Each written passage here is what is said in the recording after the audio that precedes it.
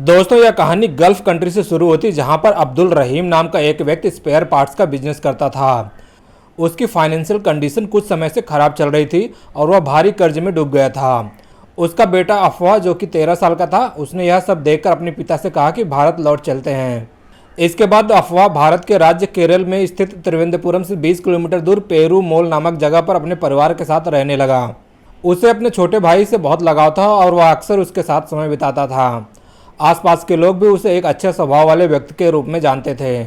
एक दिन सुबह करीब 10 बजे अफवाह अपने घर से 15-20 किलोमीटर दूर पैंग गंडे नामक स्थान पर अपनी दादी सलमा बीवी से मिलने गया था।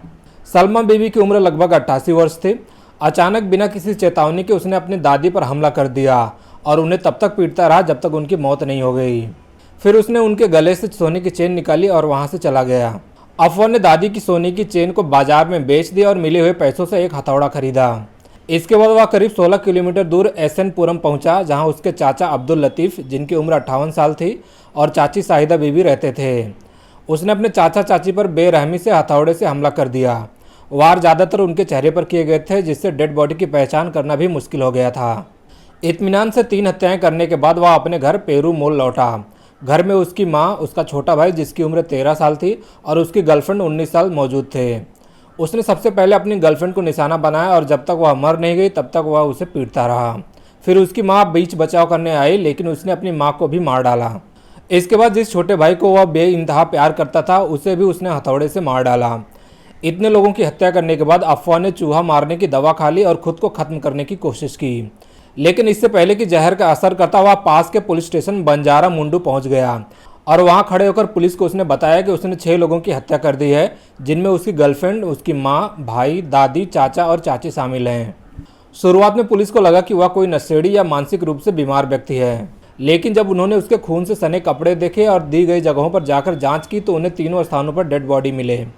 अफवाह ने कत्ल के बाद चूहा मारने की दवा खाकर आत्महत्या करने की कोशिश की। पुलिस ने उसे तुरंत अस्पताल पहुंचाया, जहां डॉक्टरों ने उसका इलाज शुरू किया। उधर पुलिस ने उन जगहों पर जाकर जांच की जहां अफवाह ने हत्याएं करने की बात कबूली थी। जब पुलिस पहली जगह पैंग गंडे पहुंची तो वहां उसकी दादी सलमा बीबी मृत अवस्था में पाई गई। फिर दूसरी जगह एसएनपुरम में जाकर देखा तो उसके चाचा अब्दुल लतीफ़ और चाची शाहिदा बीबी भी खून से लथपथ मिले। दोनों के चेहरे इतनी बुरी तरह से कुचले गए थे कि उनकी पहचान करना मुश्किल हो रहा था।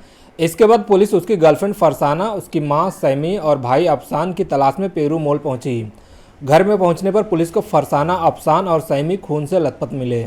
फरसाना और अफसान की मौके पर ही मौत हो चुकी थी, लेकिन अफवाह की मां सैमी अभी जिंदा थी। वह बेहद गंभीर हालत में थी और सांसें बहुत धीमी से चल रही थी। पुलिस ने उन्हें तुरंत त्रिवेंद्रपुरम मेडिकल कॉलेज में आईसीयू में भर्ती कराया। डॉक्टरों ने उसकी जान बचाने की पूरी कोशिश की, क्योंकि वह इस हत्याकांड की एकमात्र चश्मदीद गवाह थी। 24 घंटे बीतने के बाद सैमी ने अपनी आंखें खोल ली, लेकिन वह अभी भी बोलने की स्थिति में नहीं थी। पुलिस को उम्मीद थी कि वह होश में आने के बाद कुछ बयान दे सकेंगी, जिससे इस हत्याकांड के पीछे की असली वजह सामने आ सकती है। जांच में पता चला था कि अफवाह की मां सैमी को कैंसर था और वह पहले से ही जिंदगी और मौत के बीच जूझ रही थी। अब वह अपने बेटे के किए गए खौफनाक अपराध के सदमे से पूरी तरह टूट चुकी थी। अफवाह को भी अस्पताल में भर्ती करा दिया गया।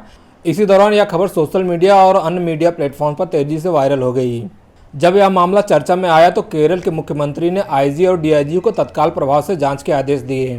पुलिस को इस केस की तह तक जाने के लिए कहा गया, ताकि पता चल सके कि अफवाह ने आखिर इतना खौफनाक कदम क्यों उठाया।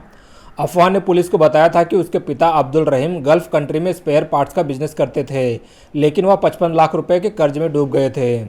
जब उन्होंने परिवार से आर्थिक मदद मांगी तो किसी ने उनकी मदद नहीं की। इससे अफवाह को गुस्सा आ गया और उसने एक एक करके 6 लोगों की हत्या कर दी। पुलिस ने यह भी जांच की कि क्या अफवाह नशे का आदी था। फॉरेंसिक टीम उसकी मेडिकल रिपोर्ट का इंतजार कर रही थी, ताकि यह पता चल सके कि कहीं वह ड्रग्स के नशे में तो यह कत्ल नहीं कर बैठा। पुलिस ने उसकी सीडीआर यानी कि कॉल डिटेल रिकॉर्ड भी मंगवाई है, ताकि पता चले कि वह किन लोगों के संपर्क में था। जब मीडिया ने पड़ोसियों और जान पहचान वालों से बात की तो उन्होंने बताया कि अफवाह हमेशा शांत और विनम्र स्वभाव का था। वह कभी ऊंची आवाज़ में बात नहीं करता था और किसी से झगड़ता भी नहीं था। एक महिला जो कि पास में ही चाय की दुकान चलाती है, उसने कहा कि अफवाह बहुत अच्छा बच्चा था। कुछ दिन पहले ही वह गल्फ कंट्री से भारत आया था। मैं यह नहीं मान सकती कि उसने अपने ही परिवार के लोगों को मार दिया होगा। लोगों ने अफवाह की गर्लफ्रेंड फरसाना के माता पिता से भी बातचीत की। जब उनसे पूछा गया कि क्या अफवाह और फरसाना की शादी को लेकर कोई आपत्ति थी, तो उन्होंने कहा कि हमारी तरफ से कोई दिक्कत नहीं थी, हमें इस रिश्ते से कोई एतराज़ नहीं था।